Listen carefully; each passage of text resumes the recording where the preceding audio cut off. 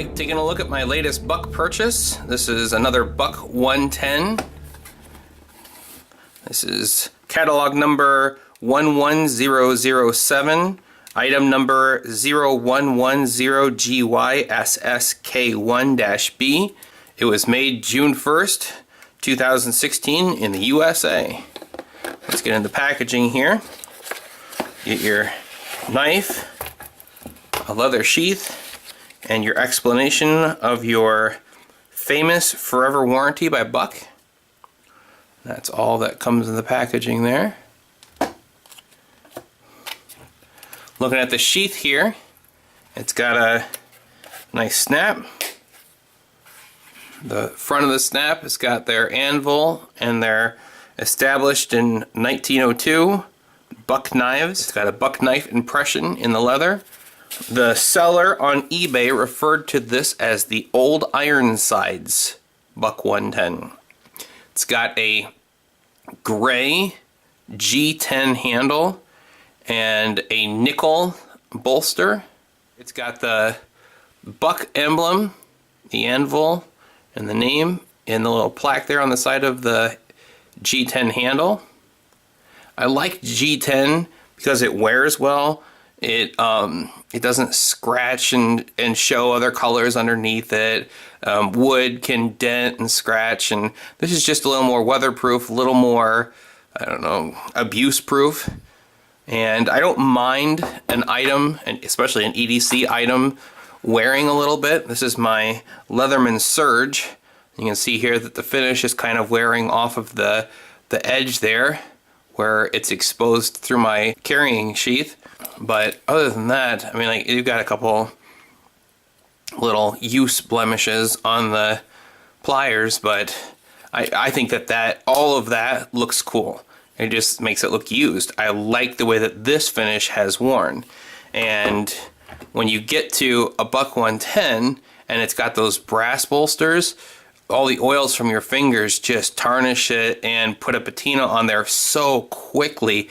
Just makes it look old and ancient. I do not care for the way that a Buck 110 wears with brass holsters. Some guys dig that, just like I dig the wear of my blacked out Leatherman Surge. But for me, I like this bolster style here where they don't look as dirty as quickly. So let's take a look at the blade here.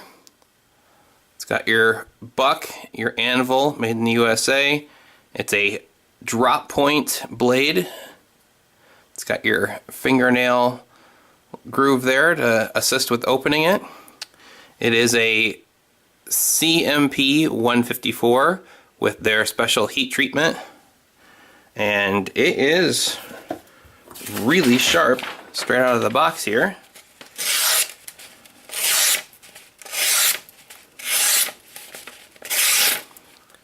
Alright, moving on to the blade centering.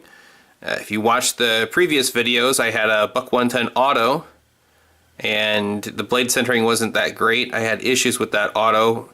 They sent me a replacement, and the blade centering on the replacement was worse.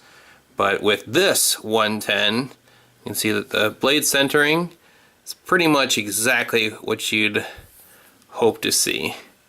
And blade centering is kind of just a perfectionist cosmetic plus. It really, I mean, like, the knife's gonna fold or it's not, so the centering is just kind of a nice little added thing to get excited about. Give you a look at how it fits into the sheath that came with it. This leather is a little more pliable than the sheath that I got with that Auto. See how it fits here. And you can see that it really stretches that leather when it goes in.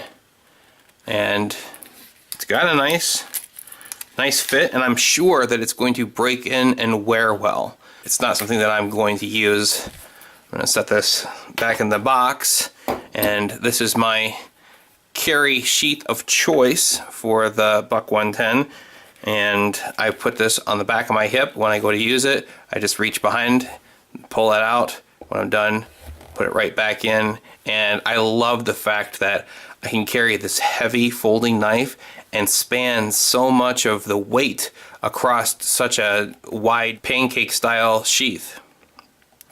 So, alright, well, there is a close, brief look at the Buck 110 with the gray G10 handles, the old Ironsides. It's a big world out there, and we're bound to run into a shady situation. Until then, keep your gear on you.